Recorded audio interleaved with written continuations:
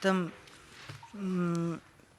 законот, чуварска служба, член 14, според вашиот закон, непосредната заштита на Националниот парк Шар-планина ја спроведува чуварска служба, формирана од јавната установа Национален парк Шар-планина, согласно членот 108 од Законот за заштита на природата.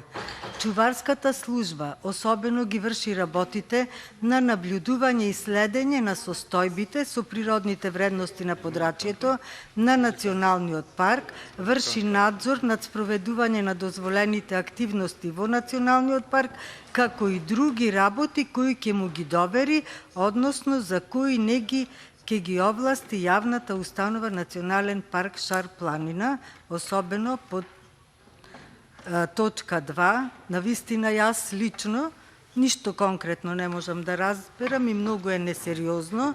Значи со овој амандман го поднесуваме за подобрување на текстот, односно да се дефинира прво точно од каде ќе биде финансиран Националниот парк Шар-планина, затоа што имавте некој образложение со некои предвидени средства од 6 милиони денари, кои што пак ќе речам многу несериозно изгледаат, затоа што мислам се недоволни.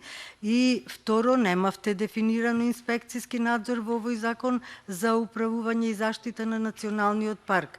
И трето, тука се наоѓа и јавното предпријатие за стопанисување со пасишта. Мислам дека не треба да се наруши финансиската стабилност на тоа јавно предпријатие.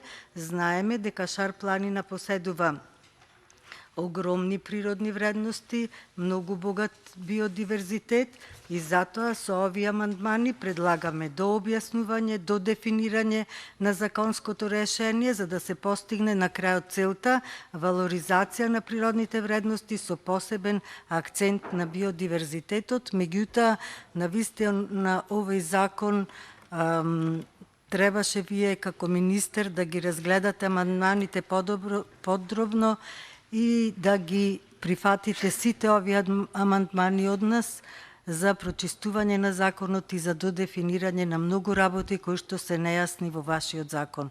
Ви благодарам.